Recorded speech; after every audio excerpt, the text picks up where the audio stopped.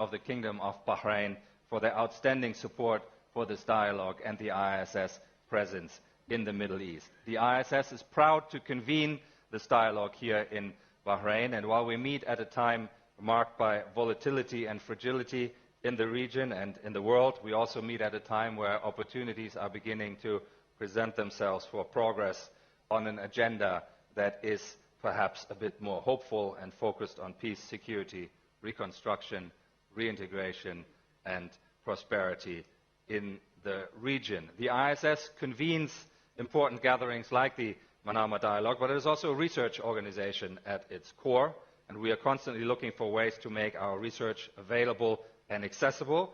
And at this 21st ISS Manama Dialogue, we're trying something new. We have developed for this year's summit the ISS Manama Dialogue 2025 AI Assistant, which is a prototype, but what it does is because we produce so much research and analysis on the strategic themes that are relevant to the discussion here at the dialogue, this AI assistant is intended to make it easier to find and summarize our research and hopefully inspire discussion. This platform is being made available to registered delegates at the dialogue, and it is only accessible here on the Wi-Fi. It draws on a curated data set comprising ISS publications and selected publicly available open source material. So you use it, you interact with it via a chat assistant. I encourage you to give it a try and let us know how you get on and how we can improve this further. And speaking of technology, some of you know this already, but we are technologically enabled also to guide our conversation here. So if delegates would like to ask a question, make an intervention, and there's a two-step process involved. You need to take your delegate badge and insert it into your microphone unit at your seat. You all will have noticed that you have a microphone unit at your seats. You insert that on the side, then you press the speak button, and then your microphone will light up green. That doesn't mean it is a live microphone, but it does mean that you're in the queue of the people seeking the floor, and when I then select you, I can activate your mic. It will then turn from green to red, and then you have a live microphone to ask your question and make your comment. And with that, it is now my pleasure to start our first plenary session, which has the title, The Future of Global Security Governance. Structural changes in global governance are occurring due to new geopolitical priorities of major players and the struggle of many to ensure coherent and effective geopolitical engagement. And many powers are pursuing geopolitical and geoeconomic objectives in tandem, and we have seen a multitude of bilateral and minilateral relationships develop in parallel to multilateral forums. And this session will discuss how international and regional powers seek to shape the international system to advance their security interests. And it's an honor to welcome three distinguished speakers to this session: Ayman Safadi, the Deputy Prime Minister and Minister of Foreign Affairs of Jordan; Dr. Johan Wadefuhl, the Minister of Foreign Affairs of Germany; and the Right Honourable Yvette Cooper, Secretary of State for Foreign, Commonwealth and Development Affairs of the United Kingdom. They will each offer their remarks from the podium, and we will then immediately open for questions. And a reminder to all of us that plenary sessions at the Manama Dialogue are on the record. Ayman, may I invite you to take the podium? Thank you very much.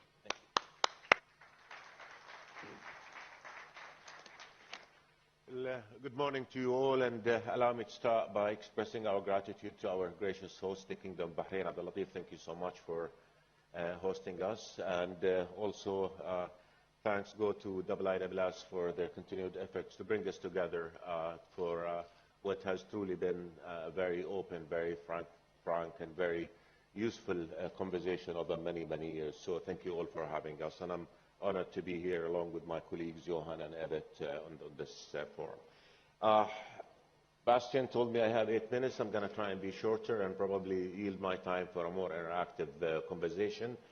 But I'll try and be very brief, and I think I'll start from the title of our session, Global Security, and I think those two were on governance, and I think the three words really show how interconnected everything we're going to be addressing today is. Global, because it is true, our security is interconnected. Conflict in one part of our world is definitely going to have consequences for the rest of the world. So it is imperative that we look at all the challenges that we have from the point of view that all of us are going to be affected by whatever security challenges that emerge in any part of our world. And obviously, security is key for governance, and again, security needs to be looked at in its comprehensive sense, not just military hard security, but also soft security that addresses other challenges that undermine security. And obviously, we have security, we have governance, and again, everything is interconnected in that way. Unless we have proper security, we're not going to have proper governance. And I think no place in the world offers that many challenges related to all those issues than our part of the world, than our region. We continue to suffer tremendous security challenges. The crisis in the region continue to have a global impact, and the absence of security is definitely impacting our ability to put in place governance structures that could yield the results of ensuring stability and peace and prosperity for the region, and ultimately the consequences of that for the world at large. I cannot but be specific because we're dealing with reality here, and the Manama Dialogue has always been about being real and not being theoretical, and I think the biggest challenge that we still have is Gaza. Thankfully, we finally have a ceasefire, and it took for President Trump himself to interfere and make sure that we get to a ceasefire. And that is imperative. We have as a priority now to make sure that that ceasefire is stabilized, that it's not broken, and that the agreement that produced the ceasefire is committed to in all its components. When we started approaching the final days leading to the ceasefire, I think the priority for all of us was to end the bloodshed, because the continuation of the killing, of the massacre, was not going to yield anything but more destruction, more killing, more hatred, more dehumanization. The humanitarian catastrophe that was deepening in Gaza was starting to have even a larger impact. People were starving, children were dying from the lack of baby formula, from food, and the impact was, really becoming more intolerable for all of us. So I think the priority was to get the ceasefire, stop the starvation, allow for aid to come in conditions that would have been definitely, inevitably conducive to displacement of Palestinians, and then talk another day for the politics. So the real work begins now. How do we ensure security? Back to our... And unless we have security, we're not going to be able to move forward. We're not going to be able to have governance. So ensuring security for both, for Palestinians, for Israelis, is the key next step that we must all work towards. And we're all in the Arab Muslim group, along with our partners in Europe, and also along with the United States. And again, the proposal by President Trump that opened the door for ending the catastrophe and moving forward towards a better future is the thing on which we all are focused. How do we translate that proposal into action, into plans, into steps, into measures that guarantee the security and for all, for both, for Israelis and for Palestinians?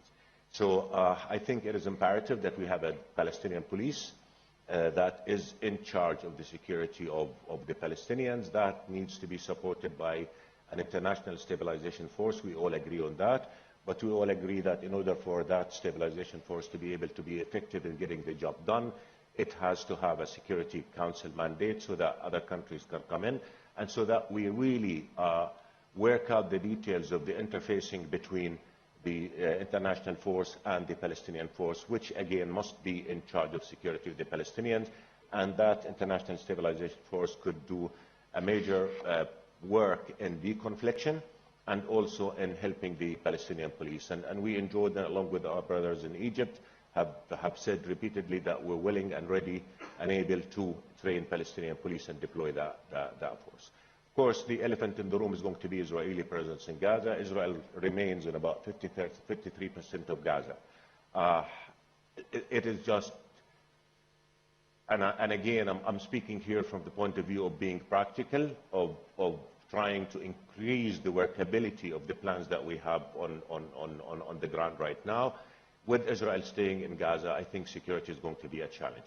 So it is imperative that we have a timeline for the withdrawal of Israeli forces from Gaza. Israel cannot stay in 53% of Gaza and then expect security to be achieved. So I think we have to look at all these things when it comes to security. We have to deploy the Palestinian police, make sure that we have a clear scope of work for the Palestinian police vis-à-vis the international stabilization force that needs to be there, and work out a mechanism for dealing with the Israeli troops that are still in Gaza, and we all know that it's going to have to be a process to get them out. And I think it is imperative that we also have a deconfliction mechanism so that we don't have that confusion and we don't have security challenges being dealt with Israeli forces over the heads of the Palestinian police, which is going to create a problem. So how do we create a mechanism for deconfliction is something that I think we're going to have to address in order for us to be able to ensure that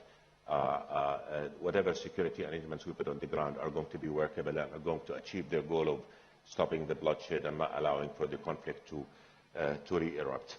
And of course, it comes to governance. Once we have security, we're going to have to look at governance. And I think it is also imperative that Palestinians are ruled by Palestinians. I think, with all due respect, it's not going to work to bring people from outside the region to rule Gaza. And that's why I think the discussion now is on a Palestinian apolitical technocratic commission that somehow has to be linked to the PA, because we have to make sure that Gaza remains part of the occupied Palestinian territory, because all of us in the world agree that the two-state solution is the only path to the just and lasting peace that we all want. And I think in order for that two-state solution to be realized, Gaza and the West Bank must remain an integral part of each other and must be the ground on which the Palestinian state will have to eventually emerge as the condition for just and lasting peace that we all want. So we will have that, hopefully we will have that Palestinian commission that will be running the affairs of Gaza, and that commission should be supported. And I think we all realize the need for what I call personal international assistance mission that would come in and help the Palestinians in addressing the many challenges of ruling a place that has been turned to a wasteland over the past 2 years. Civil order has collapsed, there's no security structure, no functioning government structures, no health services, all the infrastructure that is needed to maintain stability are gone, and therefore it is imperative that the world stands by the Palestinians that they try to rebuild. And I think, again, if we get that international assistance mission with clear mandate as to help the Palestinians not only in planning but also in capacity building, instituting building, I think that is also something that we have to look at. And of course, getting aid is a must. Gaza must be flooded with aid. After all this, the suffering the past 2 years, it is incomprehensible that aid should be a problem right now. The whole world is ready to send aid to Gaza, and I think Israel needs to lift obstacles against the entry of aid and against the ability of the UN organizations and other humanitarians to be able to do their job and to deliver the aid in Gaza. So if we do that, I think we'll be stabilizing for now, and then ultimately, of course, the big question is how do we create a political horizon that will restore hope, that will restore faith in the viability of peace, and convince people after 2 years during which, as I said, hatred, dehumanization have dug so many deep roots. Only if we restore hope, only if we restore faith in the viability of the peace process, that would deliver a future of peace that will guarantee the rights of the Palestinians and will also guarantee the right of Israel to security and acceptance.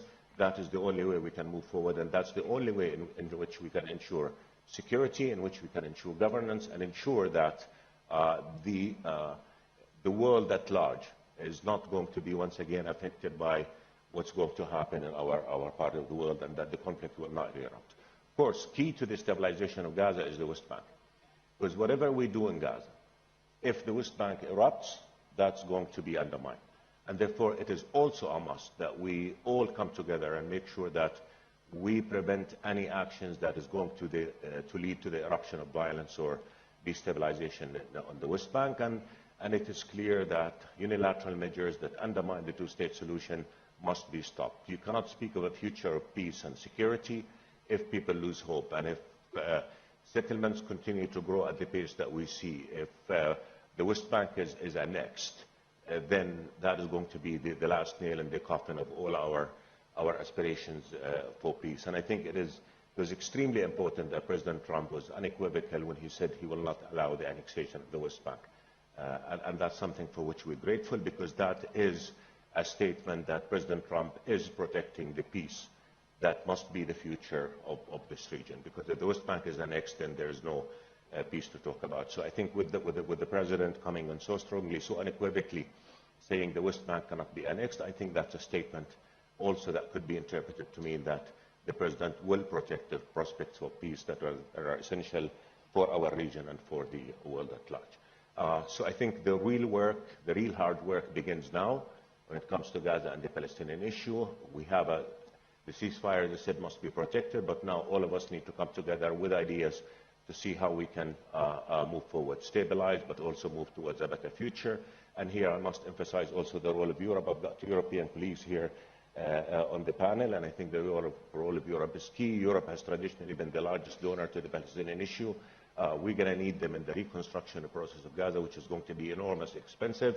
And I think Europe's role is important, not just in terms of providing the funds, but I think Europe should also have a seat on the table in our discussion, along with the region, along with the US and other global partners, in trying to work out a future that's going to be a future of peace and stability for the Palestinians.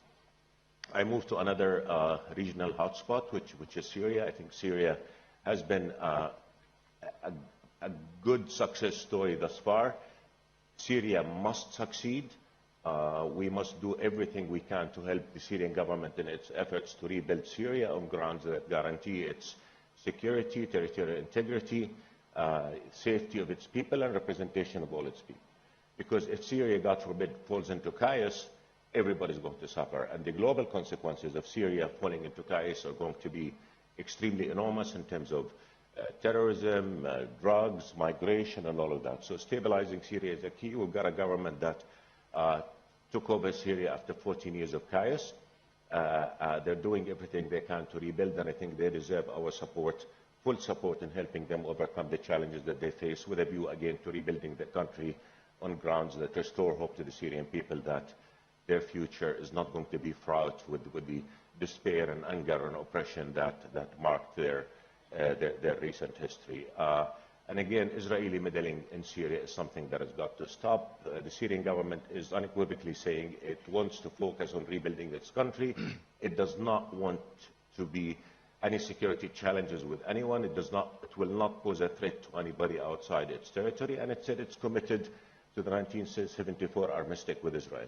And it said it's willing to respect whatever legitimate security guarantees that Israel has in Syria. Against this backdrop, it is just unacceptable that Israel continues to meddle in Syrian affairs, occupying Syrian land and meddling in Syrian domestic issues, thus destabilizing the country. So that is something that I believe is of great consequence, and I think all of us in the region and beyond have an interest in Syria succeeding.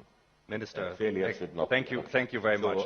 That's a lot on the table. Thank you so much. I'm sorry I took more than I thought I would take, but the issues are too many. But again, I'm grateful to you all, and I look forward for our conversation. Thank you. Minister, thank you very much. Thank you very much for outlining the steps that need to be, practical steps that need to be taken on the basis of the moment that has now been created. And there's probably a good conversation to be had about pace and what is achievable in what time frame. Thank you very much. I now turn to Johan Wadefull. Thank you so much, Sebastian. Ladies and gentlemen, it's really a pleasure to be here this morning. I would like to thank, first of all, the IISS for inviting me once again. It's very good. I'm delighted to see my good friend, Sir John Chipman, once again. And I would like, of course, also to thank the Kingdom of Bahrain for the hospitality, my good friend. It's really a privilege to be here this morning. Damascus is a paradise of the world. These are the words of the great geographer al-Muqaddasi, who traveled the Arab world and mapped it in the 10th century. As a foreign minister, my work allows me to be sort of a traveler myself. As it happens, before I came here to Manama, I got to see Damascus with my own eyes. And what I saw there was not a paradise, but the ruins and the rubble of a civil war that a murderous regime waged against its own people. But I also saw hope.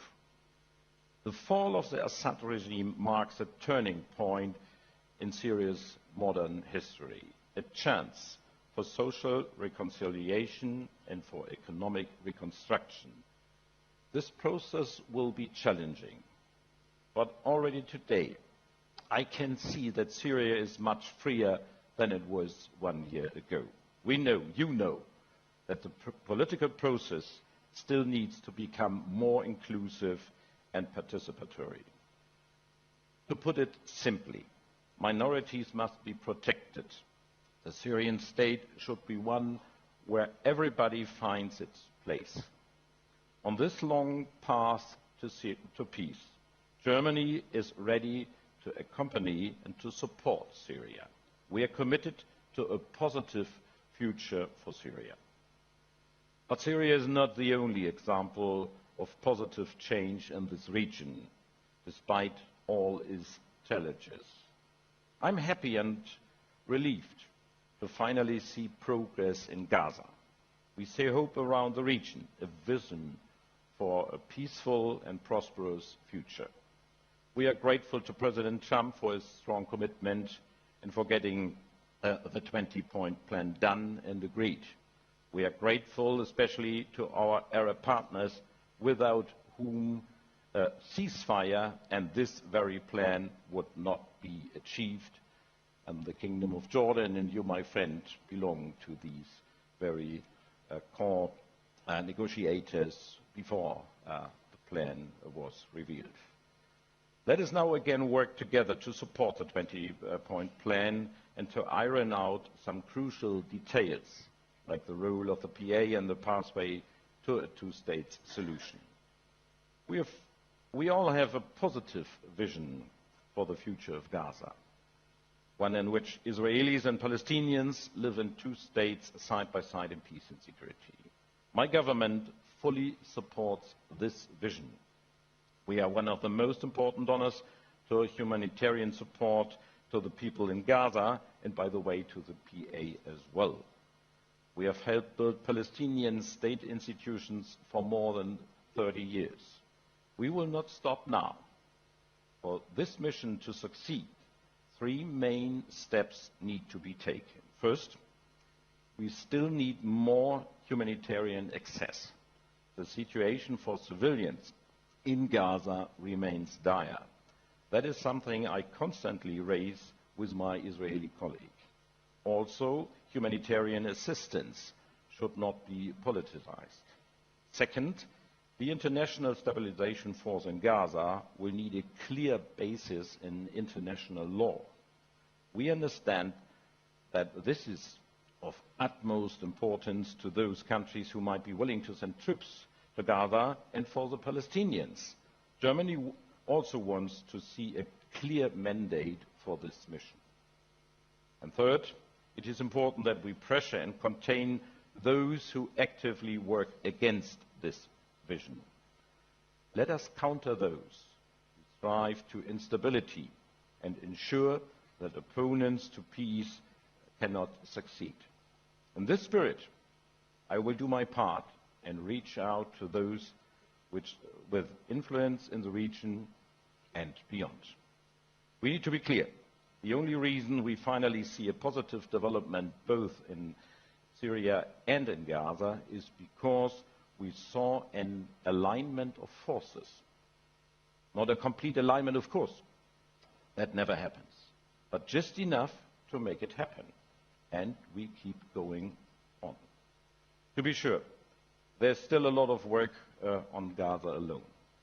But in this room, full of bright minds and bold leaders, let us think beyond the immediate.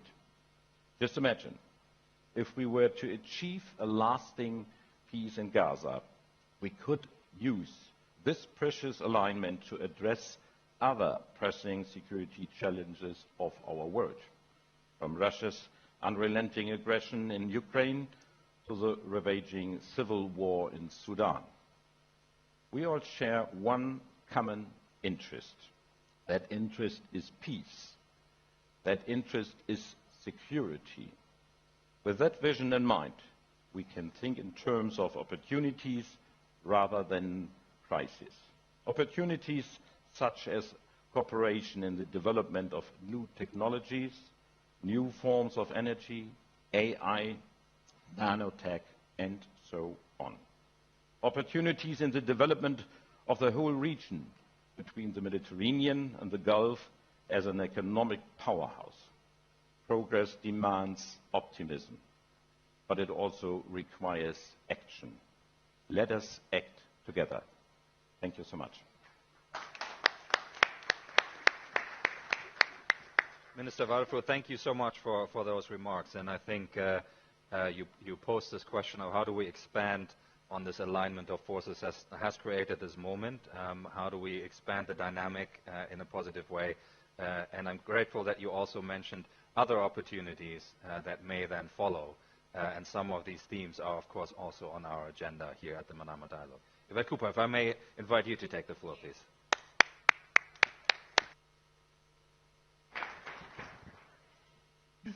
Thank you very much, Bastian. It is a great pleasure to be here in Bahrain to join friends on the stage. And let me begin too by thanking His Majesty King Hamad bin Isa Al Khalifa and His Royal Highness Prince Salman bin Hamad Al Khalifa, Crown Prince and Prime Minister, and the International Institute for Strategic Studies for bringing us together.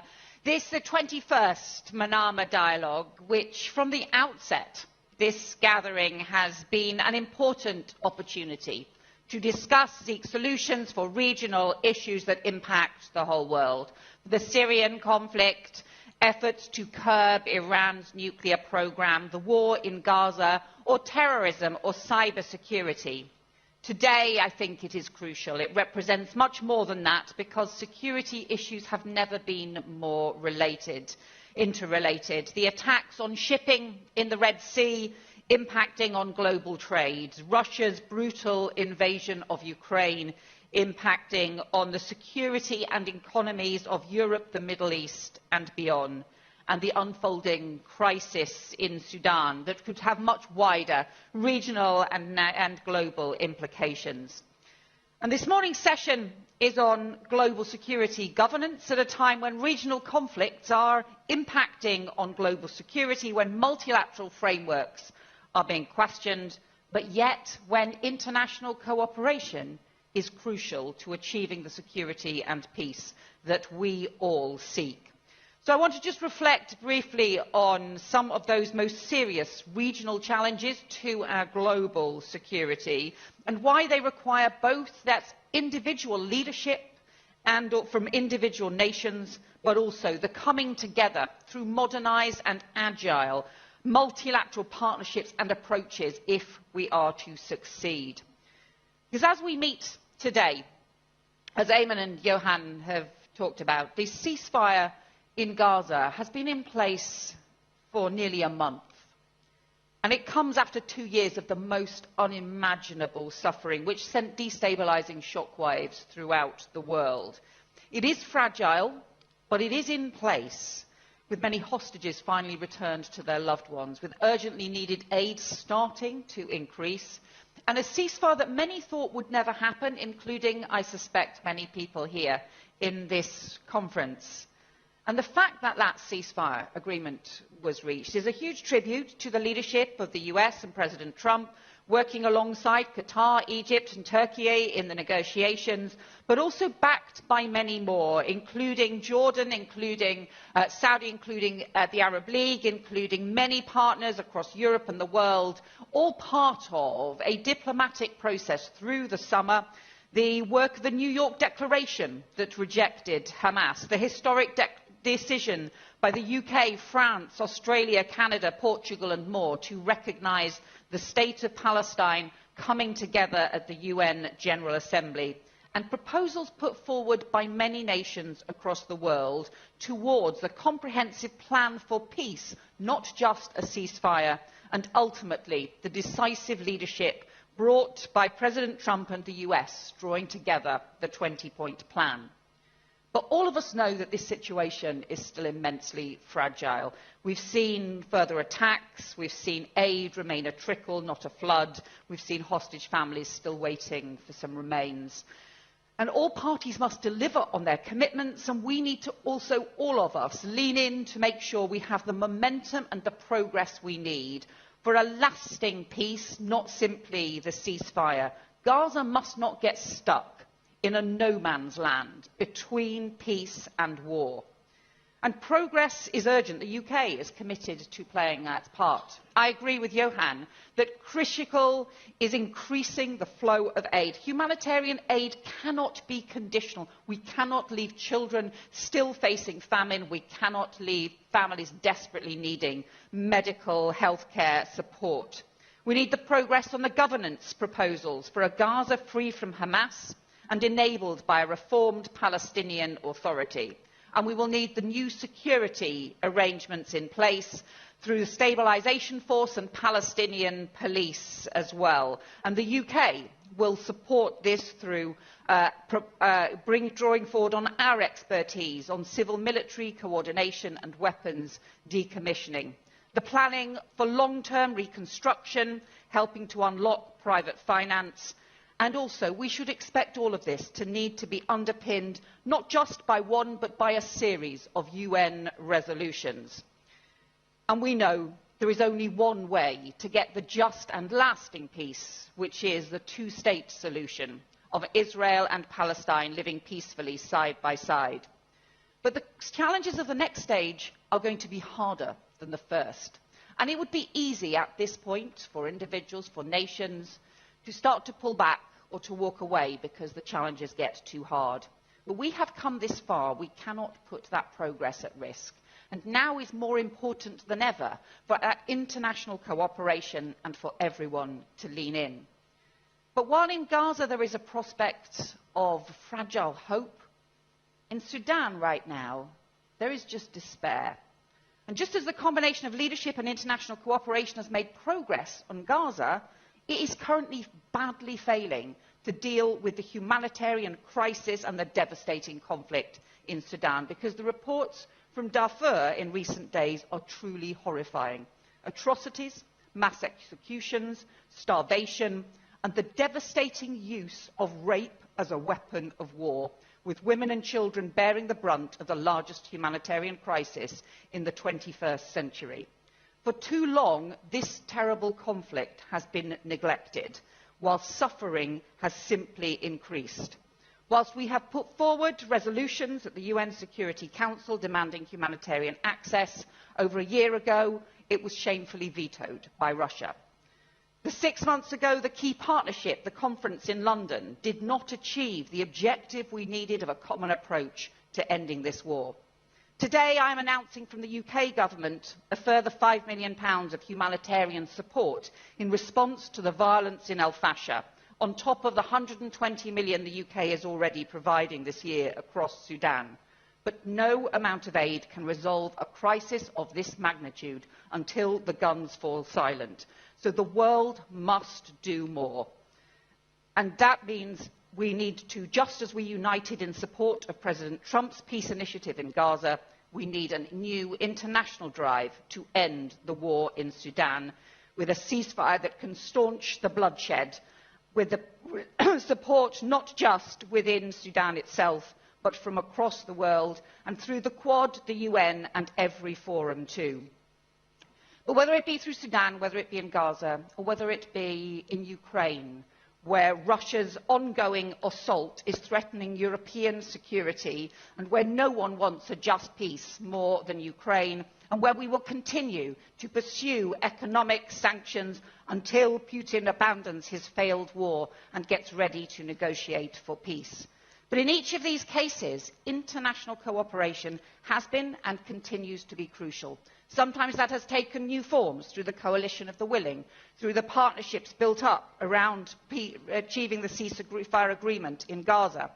But in each of those cases, that leadership, individual leadership, has depended on those strong partnerships in place. And that is why we need to continually modernise our global architecture to ensure that it can be there when we need it to deliver the security and the peace that all of us need. Thank you very much.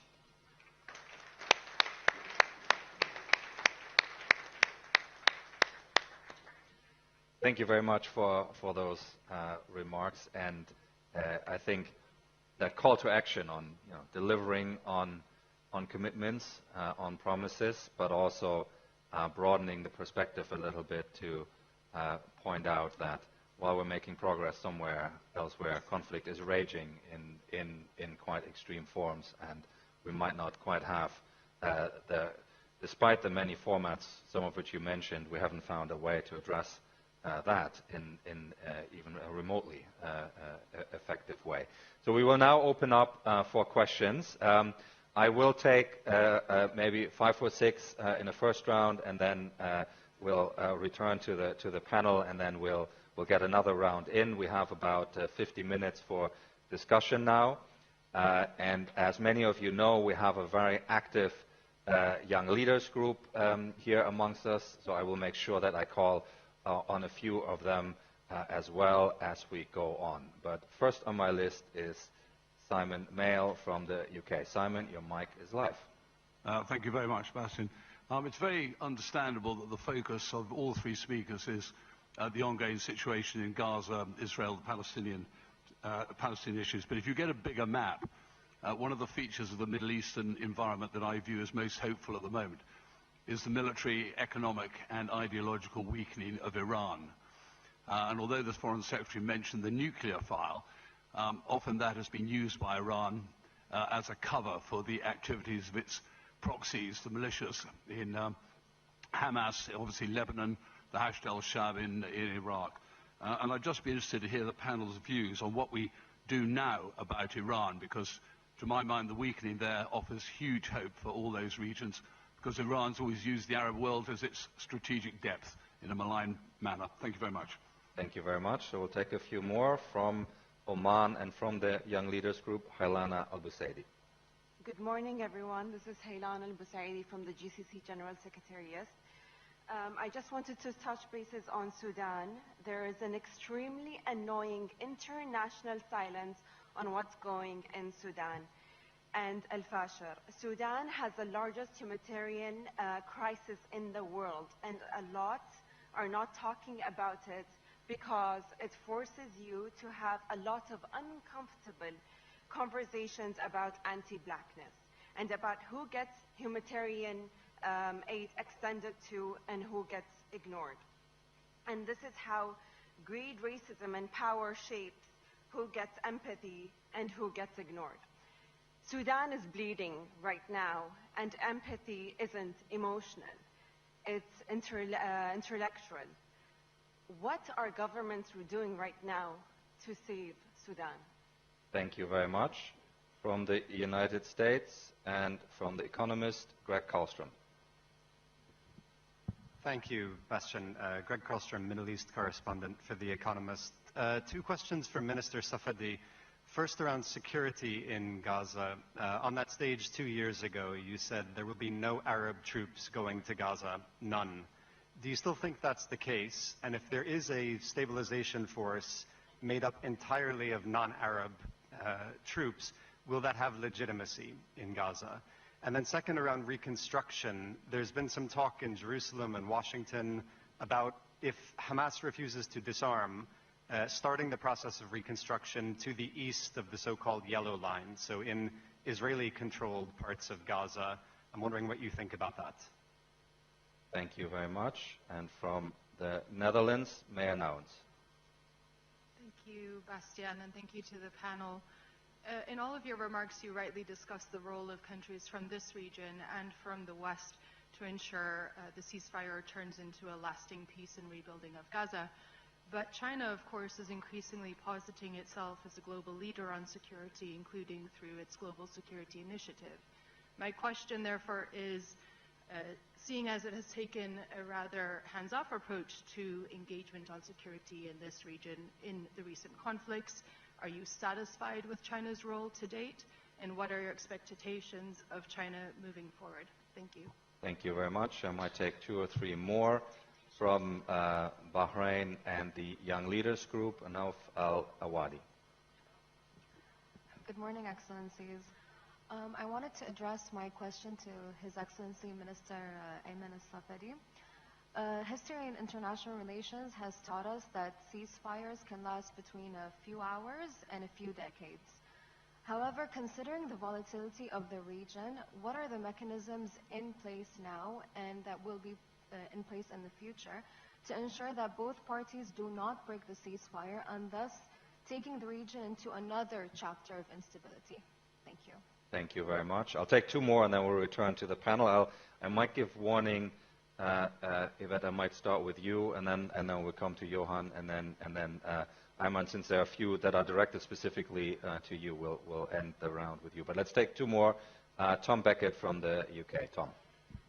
Thank you, Bastian. It's a short question, but since we've got three important foreign ministers on the stage, I'd like to know if they think if the international rules-based order is dead, and if they don't think it's dead, could they explain why?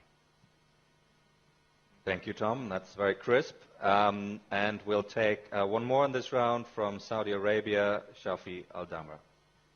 Thank you so much. The proposal that was mentioned by Mrs. Cooper about the administration of Gaza is perfect.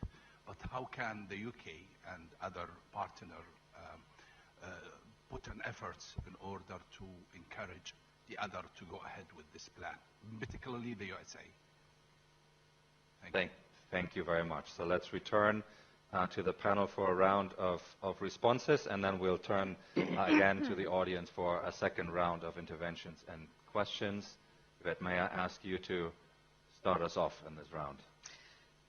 Yeah, just to pick up a few of the questions. I think on Iran, we know that Iran has been obviously a long-term threat to the stability and security across this region, but also more widely in the UK. We have had Iran-backed threats on our streets too. So I think coordinated action in order to address the threats and the challenges from Iran will continue to be important. It's why we took the approach, and Johan and I worked together on the snapback process, because we took the nuclear threat so seriously and will need to continue to do so. On the Sudan issue, I strongly agree with this question. I think this conflict has been ignored for far too long, and it is desperate. The scale of the crisis that is taking place, the scale of the atrocities that are taking place almost as we speak in Sudan, and the fact that millions of people face famine in Sudan. We need the same kind of international energy and commitment that we have seen rightly around Gaza, but we need that same level of energy and commitment around Sudan, most immediately to get the ceasefire, to get urgently needed humanitarian aid in place, but also to get respect for international humanitarian law in place on all sides, and the pressure to come from all nations on the parties involved as well.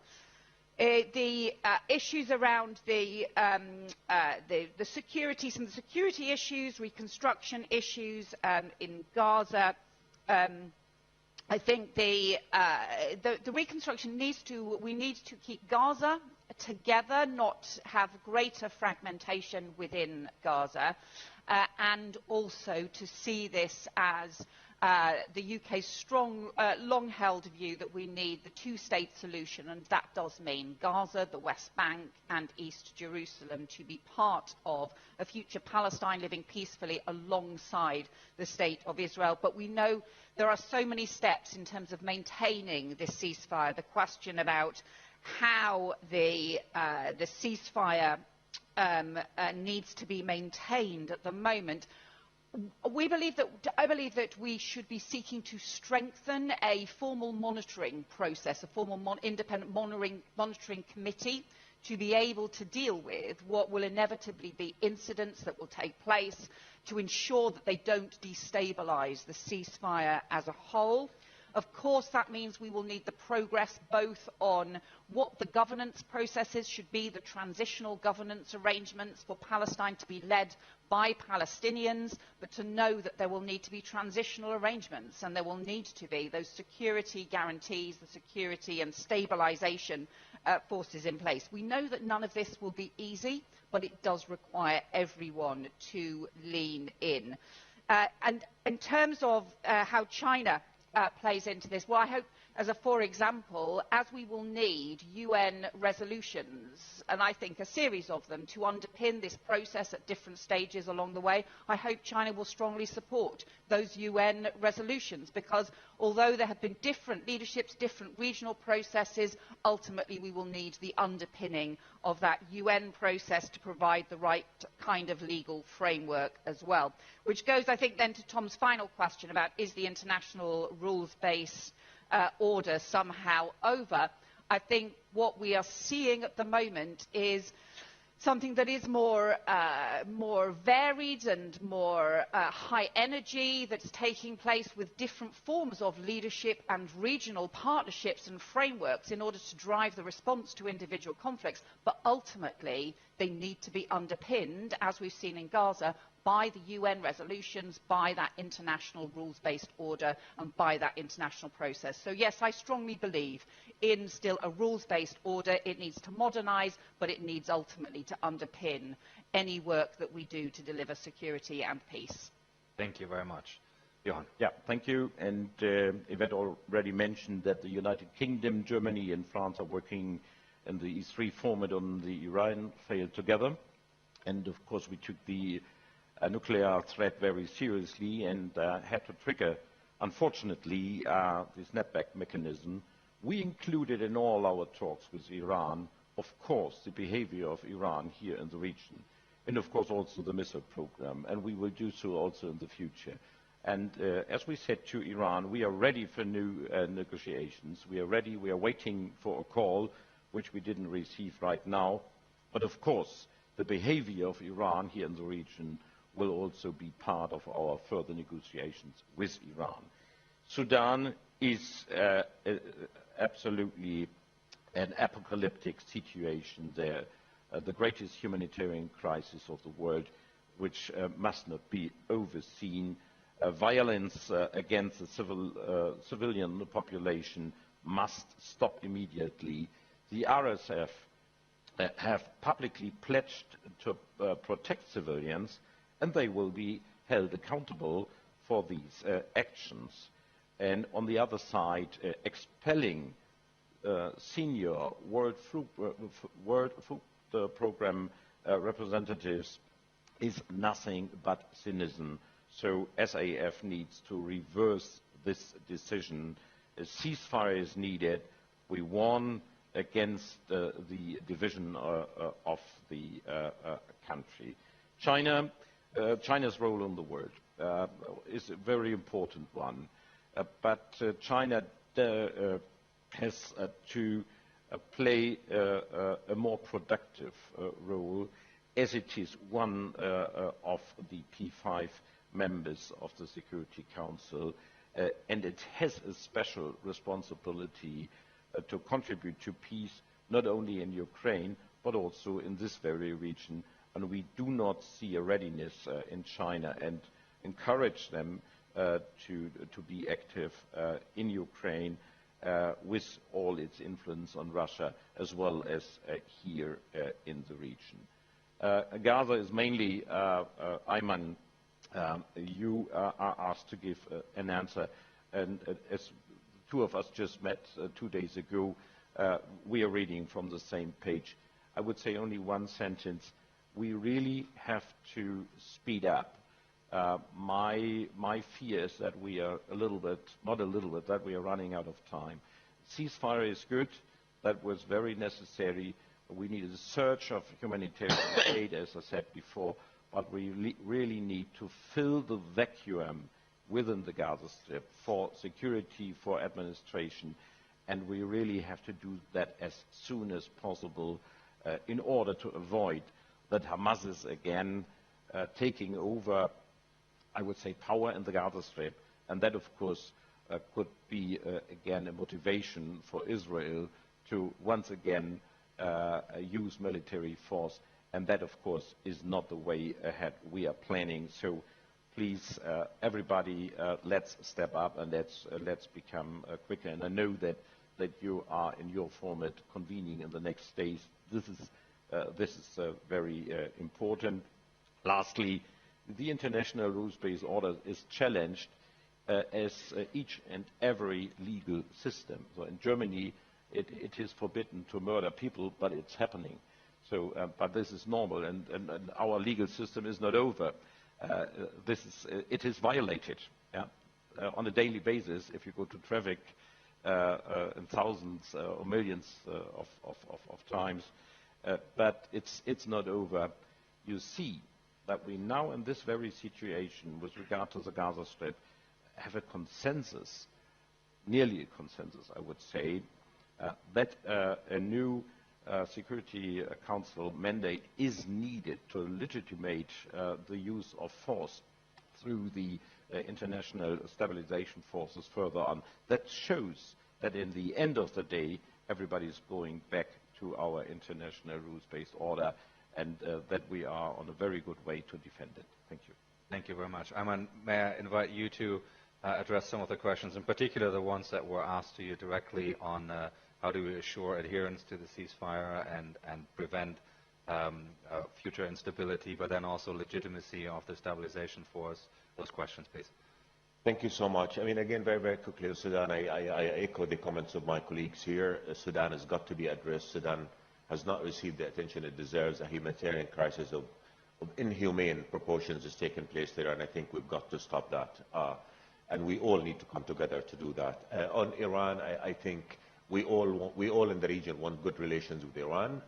Iran is part of the region, and therefore working out a mechanism in which Iran is integrated and part of the region is a priority for all of us. But in order for that to happen, we really need to address the causes of tension with Iran, and why is it that many of us in the region have had problems with Iran in the past, and that means addressing its regional policies and ensuring that we move towards relationships on the basis of non-interference in the affairs of others and respecting the sovereignty of other countries. So we need to engage in that dialogue, and we need to make sure to get to that point. If we just focus on the nuclear file alone, I think that does not address all the reasons for problems in this aspect of the region. But I think let's put everything on the table and have a very frank, open dialogue.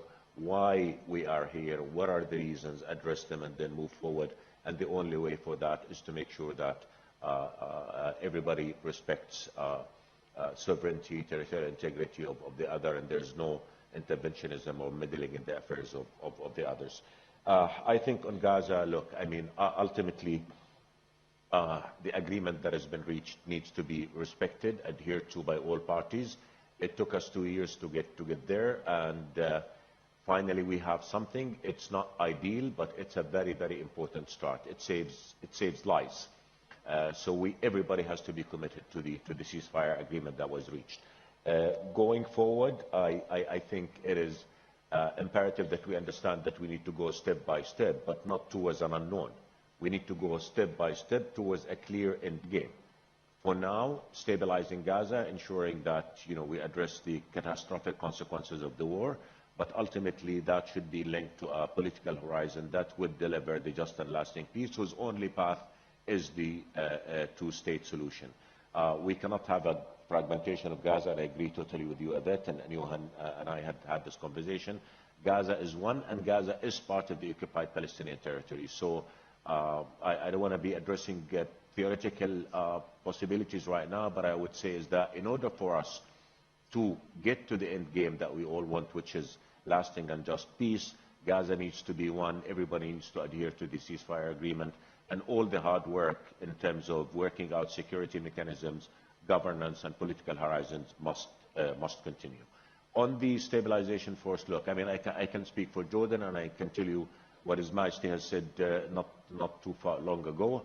We're too close to the issue, and we cannot deploy troops on Gaza to police Gaza. That said, we can do a lot more. In terms, again, we've been playing a major role in being a humanitarian hub for Gaza. We can train the Palestinian police. We can cooperate with the International Stabilization Force in terms of also offer training and be part of command and control and offer whatever help that we can. But being on the ground is something that we do not entertain because, as I said, we're too close to the conflict.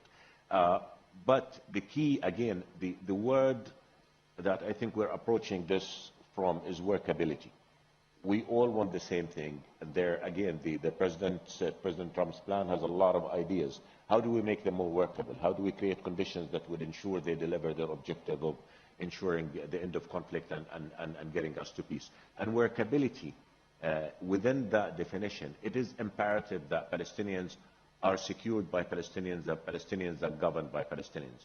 You cannot have the International Stabilization Force doing the policing of the Palestinian community. Remember, you're talking about over 2 million people who have been traumatized over 2 years, as I said, where civil order has collapsed. So it is imperative that there is a Palestinian police that's well-trained, well-equipped, acting with a very clear mandate in cooperation with a stabilization force that will be offering support, offering assistance, and also deconflicting with the Israelis. And again, I think one major issue we're going to have to address is a timeline for Israeli withdrawal from Gaza. I do understand that is contingent on putting all the pieces together, but I think all of us are committed to working together to putting all those pieces together. And in the Arab Muslim group that's led by Saudi Arabia, we've been doing a lot of work on that. I can assure you we're not short of ideas. We have enough ideas that will ensure the workability of the plan, and we'll be discussing those ideas with our partners in the US and Europe as well. So this is what we need to be doing. How do we make conditions work? And ultimately, again, I link it back to the West Bank. Ultimately, we need to restore faith and peace. What is the end game? The end game must be peace. Otherwise, we're going to find ourselves in the same vicious cycle. We've got to ask, we've got to look at the root cause of conflict. The Palestinian-Israeli conflict needs to be resolved. The world agrees that 140 plus countries have recognized the Palestinian state, and that is extremely important in terms of it reflecting where the world stands on the future of the conflict. We have the New York Conference Declaration that clearly states what needs to be done. If we're all committed to that, if we all work together on that, I think we'll be able to move to a better future and restore hope, and again, guarantee peace and security for Palestinians and for Israelis. Other than that, I think we'll find ourselves in the same vicious circle and over again. So all of us are ready to do their parts. We in the Kingdom are definitely willing and ready to do our part. And I think in cooperation and complementarity with our partners, we should be able to move forward. Thank you very much. I have more than a dozen people on the list who are seeking the floor. So I'll try and get to many of you now in a second round. And we'll start with Edward Brown from the UK. Thank you very much indeed. My question is about the Gaza Stabilization Force, and I'm sorry if I sound a little bit like a dog with a bone. But we've heard from all of the speakers the critical nature of humanitarian aid, reconstruction, and even monitoring, which of course we all agree with. But the lack of an international security force in Gaza has led already to a security vacuum which puts the ceasefire at risk and the world's ability to deliver those other very critical functions. Now, we've heard and completely understand that Jordan will not deploy troops on the ground, but of course somebody must. Are you able to say a little bit more about what is the plan, who leads it, who trains it, and what time frame? Thank you very much. Thank you very much. And from the Young Leaders Group and from Jordan, Mohammed Hawash. Thank you. Ms. Cooper, thank you for naming the use of rape as a weapon of war in Sudan. It's one of the ugliest crimes that could be committed. So my question is for the whole panel, what are you doing to fight back, not only in Sudan, also in Palestine? There have been tens of cases after the release of Palestinian hostages emerging about the use of rape as a weapon of war by Israeli soldiers who carry British and German weapons. So what are you doing to fight back there as well? Thank you. From Germany, Ben Schwer. Thank you, Bastian. My question is for Foreign Minister Wadepoel and Secretary Cooper. I mean, you both spoke about the need for much increased European efforts to help stabilize the conflicts in this region, but I wonder how realistic this is, given that, Ukraine, for instance, quickly runs out of money and weapons and is arguably much closer to home. There's economic pressures in Europe and skeptical public, so I wondered if you could maybe comment on how do you ensure that much increased assistance can actually be forthcoming. Thank you. Thank you very much. And from the UK, Leila Moran. Thank you very much, Bastian and the panel. I want to build on Tom Beckett's excellent question earlier, which was actually my first question about the international rules-based order, because I'm hearing it on doors in the UK, which I never thought I would. Normally it's potholes and dog poo, but the international rules-based order is coming up as an election issue. So what is the point of it if countries pick and choose what they decide that they're going to enact? And I give the specific example of the ICJ advisory opinion on the occupation, which came out in 2024. The UK still hasn't responded. I don't know about Germany and Jordan, but when are countries going to abide by the decisions taken in the international rules-based order so that we can report back to people and say, actually, it matters and it works? Thank you very much. I'll take a few more from Singapore, Hosea Zulisham. Thank you. I just had one question for all the panelists. According to Palestinian public polls, the support for the Palestinian Authority is at an all-time low. Do you believe that it is feasible to continue support, and are there plans to buttress its legitimacy?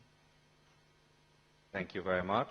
From the Young Leaders Group and from Bahrain, Mahdi Gulom. Hello, thank you, Your Excellencies.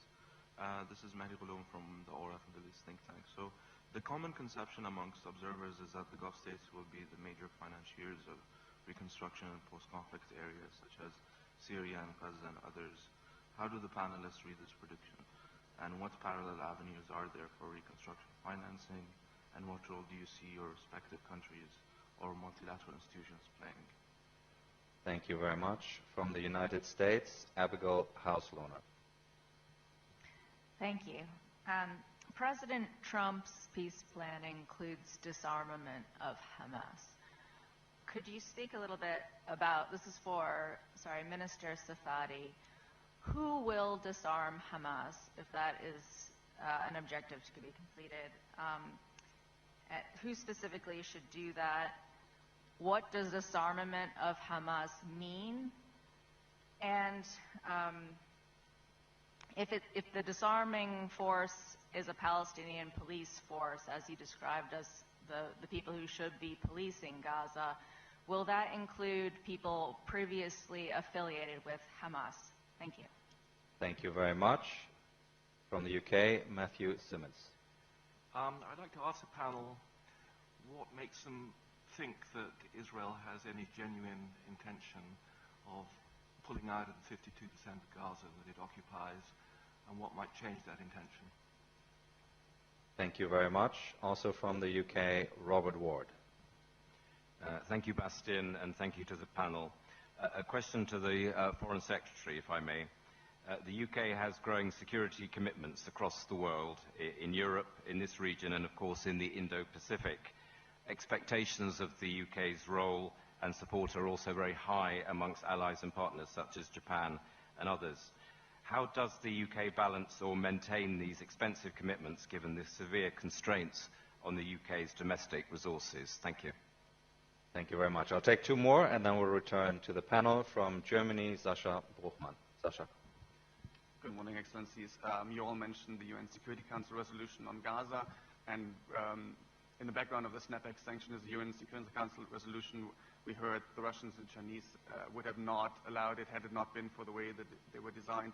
So my question with the resolution discussion on Gaza is, are we seeing that global geopolitics has an influence on the UN Security Council? Is it going back to a state where closer to the Cold War, where the big powers cannot agree and there's a bit less of a role for the UN Security Council to play in peacekeeping, peace enforcement, and what we've gotten used to over the last 30 years? Thank you. Thank you very much. And finally in this round, from the UAE, Mina Al-Oraibi. Mina Al-Oraibi from The National. Thank you. The future of global security governance will require, beyond just the announcements of disarmament, making sure that those carrying the weapons have a place to go, reintegration into society. be it PKK members dropping their arms and crossing the border from Turkey to Iraq, be it different armed groups in Syria. What role can governments that are represented in the panel play to help in disarmament actually becoming societal reconstruction beyond bricks and mortar? Thank you very much. So let's return to the panel. Ayman, I'll start with you in this round, and then we'll move our way back, and then we see how we're doing for time, whether we can have a third round. There's still a few people on the list. I have forgotten you. We'll see how we get on. Ayman. Thank you so much. Just quickly on the international law. I don't think we have a problem with the international law. I think we have a problem with the quite often selectivity in the application of international law, and that is something that needs to be addressed, because it is, without the rule-based order, I think we'll be living in chaos. So I think we really have to take a deep look into what has happened over the past few years, and why is it that international law is losing its credibility. On the issue of, again, Gaza. Look, I mean, I've got to be honest with you, we're still working out ideas. I mean, everybody's in discussion. I think what we know is that everybody wants this conflict over. All of us want the same end game here. Question is, how do we make it work? And still a lot of ideas back and forth. It's not easy to address a situation as catastrophic that Gaza has become after 2 years of war. So many variables, as you said, but it's work in progress, and we're all working to that. But again, the point of departure is how do we make whatever ideas we put on the table work? And I think all of us have something to bring to the table in this conversation. On the issue of Hamas disarmament, I think, look, Hamas itself has said it will not be part of the governance of Gaza going forward. That we will have a Palestinian technocratic committee governing Gaza, supported by the international community within a clear mandate that will, again, ultimately make sure that Gaza stabilizes and moves forward towards a future of peace. A lot of details will have to be worked out. The Palestinian police that will have to take care of Gaza has to be vetted, trained, supported by all of us. The link to the PA must be there. So I think ultimately, we will be able to work out answers to all those questions, but it's still work in progress. And I think what we all know, though, is that Gaza has to be secure. That I think a lot of us agree that the policing has to be done by the Palestinian police, a Palestinian police force that should be vetted, accepted, trained, capable, enabled by all as well. And then everything is going to have to be part of an ecosystem. And the ecosystem should address the three major components after the ceasefire: humanitarian aid and early recovery, security, governance, and political horizon. I think within those four headlines, if everything has to work out into place, and once we do that, we'll be able to move forward. On the PA, look, I mean, the PA, we all support the PA. We recognize the PA as the representative of the Palestinian people. It's the government of the Palestinians. President Abbas has committed to major reforms. The PA itself is saying that it needs to be able to reform to be able to move forward, and that's something that we all support. And again, after 2 years of war in Gaza and the narrowing of political horizon, the loss of hope of Palestinians that there is a path forward, it is not unexpected for people to lose faith in everything, including institutions. But I think if we're able to restore hope, if we're able to say that there is an end game that would deliver the rights of the Palestinians within the context of the two-state solution, along with the reforms that President Abbas had committed to, I think we'll be able to restore people's confidence in the whole process. But one thing also we need to put on the table: why is the PA not popular? Part of it has to do with politics, and part of it has to do with political realities. The PA is not being able to pay salaries right now because Israel is still withholding almost $3 billion in money it owes the Palestinians, and that's the taxation money that the Israelis collect on behalf of the Palestinians. There are hundreds of checkpoints in the West Bank, so if a Palestinian wants to move from a village to a village, it should take him 10 minutes. It's taking him 2 hours or 3 hours a day. That's why I keep saying we need to look at the whole ecosystem.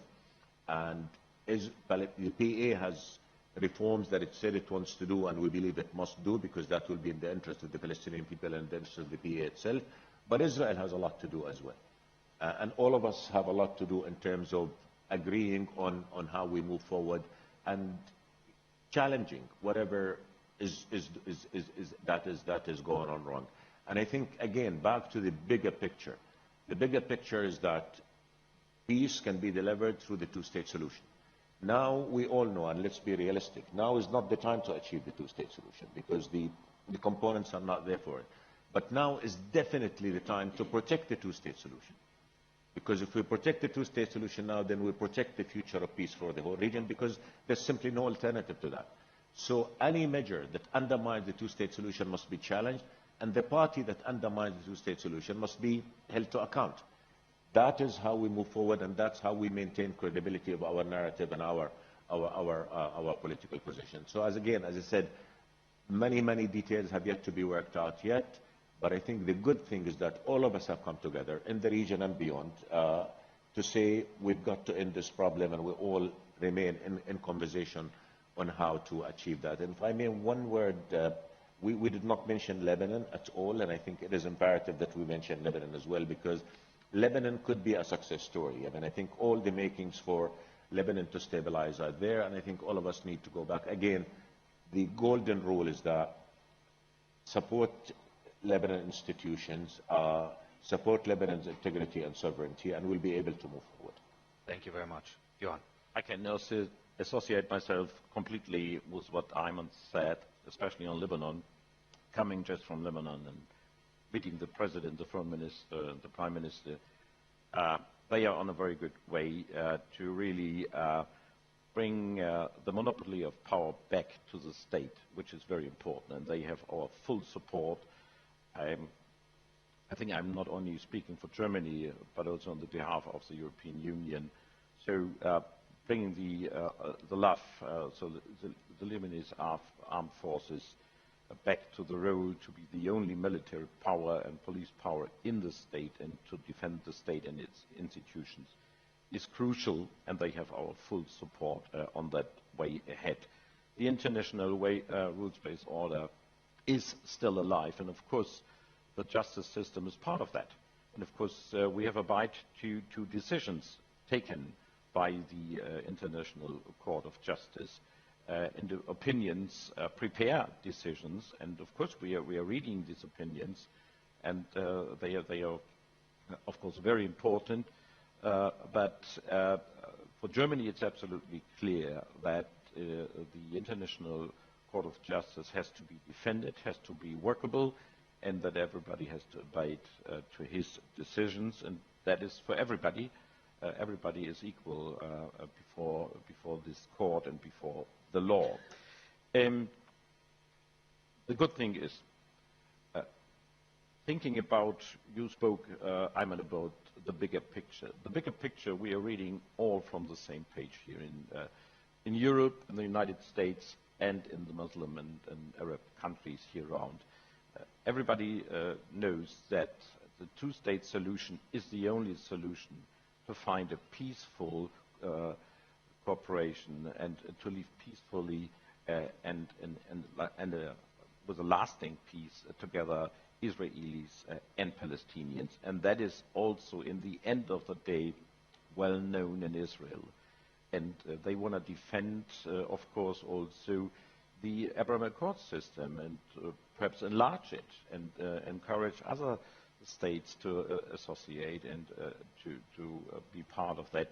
And if so, and what I heard from Benjamin Netanyahu, especially in the Knesset, and also what he said in Washington, was he's had the clear will to do that, and we should take him by word, give him the chance, but also say what it means for the future, and that means to give Palestinians a chance for a state-building process, which has now to begin. And as I said before, we have to accelerate the speed, because rightly the question was raised, what about the vacuum of power we do now see within the Gaza Strip? So it is clear we need these international stabilization forces. Fortunately, a lot of Muslim countries have said they are ready to be part of it. You have heard it. It's Indonesia. It may be Pakistan and others as well. They have to decide whether they will be part of it. The precondition is, of course, we need again this UN Security Council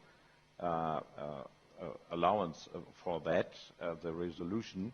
This is needed, but if it's there, they will be active and they will play a role. And of course, the readiness of the Kingdom of Jordan and Egypt to train the Palestinian police is very important, and I can only encourage both countries to really begin it right now, because if it's right that Palestinians you have started yesterday. Start yesterday. You were ready to start yesterday. Okay, very good. That's a good sign, and I would really to thank you for that engagement. That is so important. And of course, these then have to play the role to disarm Hamas. This is a precondition, to be absolutely clear. Without disarmament from Hamas, without being very clear that Hamas itself cannot play a political role in the Gaza Strip, we will not come to a positive solution.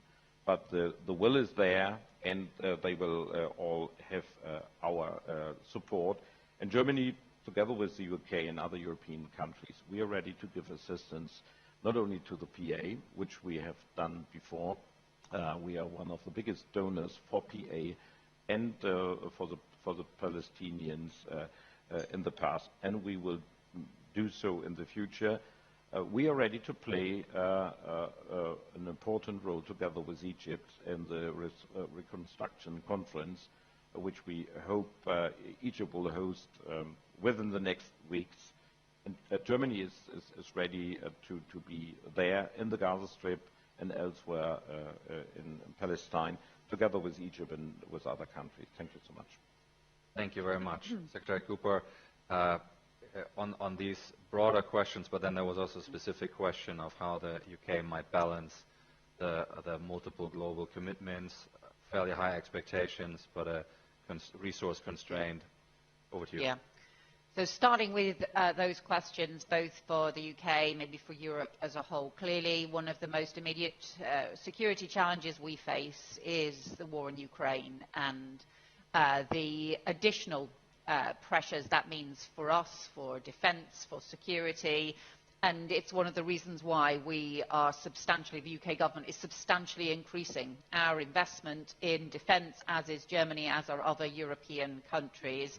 And we know that we need to take on the greater responsibilities around that defence investment and security partnerships that are linked to that.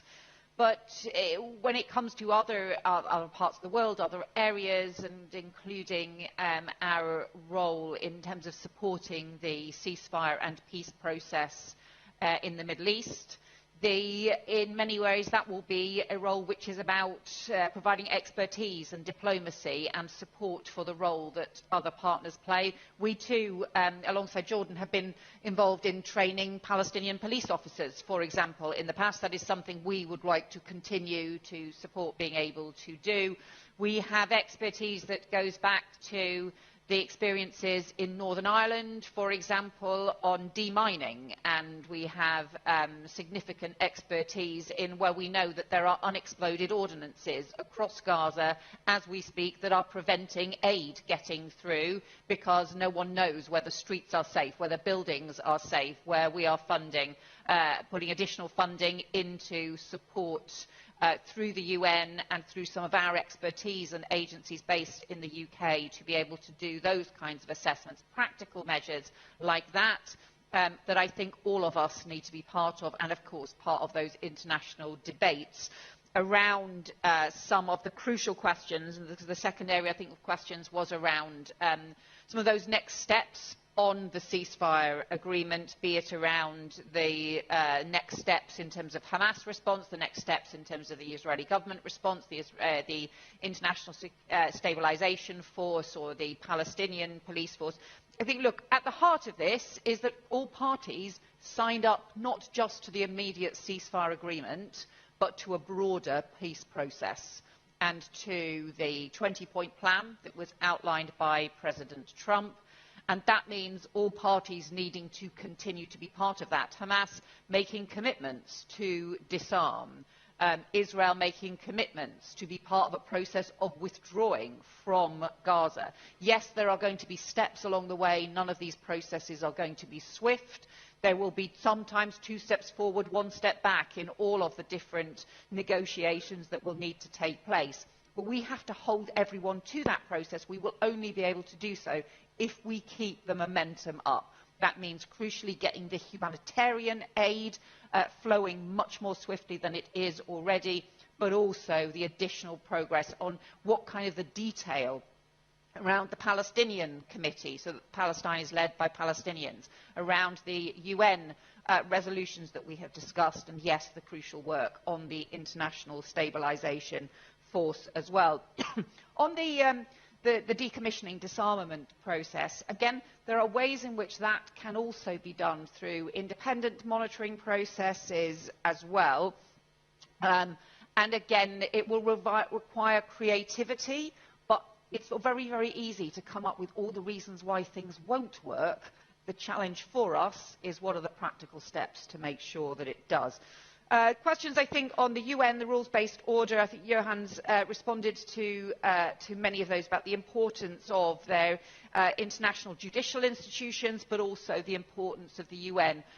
Obviously, look, it is a challenge, the fact that a UN Security Council permanent member has invaded a sovereign nation next door. And that undermines actually many of the values of the UN founding charter. So that is challenging for the operation of the UN. But it doesn't mean we walk away from the UN processes, because we still recognise the importance of them and the importance of modernising the UN for the future as well.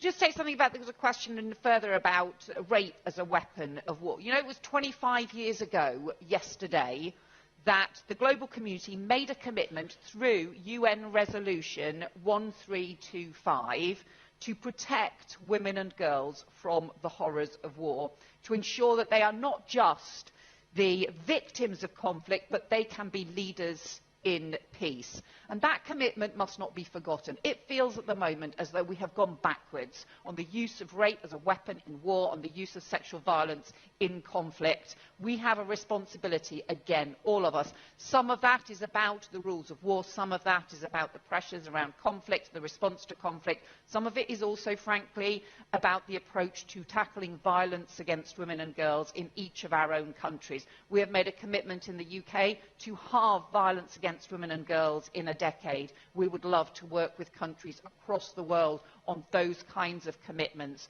so that we ensure that, that everyone can live in freedom from fear. Final point I wanted to say is the societal reconstruction question that was asked, not just about physical reconstruction, but societal reconstruction. I think this is crucial. Johan and I were in Northern Ireland a few weeks ago, in Belfast, where we are 3 decades on from the Good Friday Agreement, but we were hosting an event of the Berlin process, which was Balkan nations, Western Balkan nations, coming together as part of reconciliation and peace processes 30 years on from the Dayton Accord. And many of our discussions were actually about how challenging it can still be, even decades on from deep and serious conflict, but how much it is about communities agreeing to work together, as well as about having the political commitments and the government commitments in order to make peace work. We know that peace isn't easy, but we also know that it matters more than anything else. Thank you very much. We will start our next session in 31 seconds. We'll have a very short staging break now. But I'd like to thank the 3 ministers for such an engaging conversation, and for dealing with the many questions that were posed to you, and for putting your thoughts up for debate. I think we're off to a very good start, and the key theme is, of course, using this opportunity well, but not forgetting the many challenges that lurk just beyond, and getting the pacing and the ambition and the gradual progress right. I think that will be very hard. As you said, it's only going to get harder from here. Thank you so much. May I invite you all to thank our fantastic panel. Thank you very much.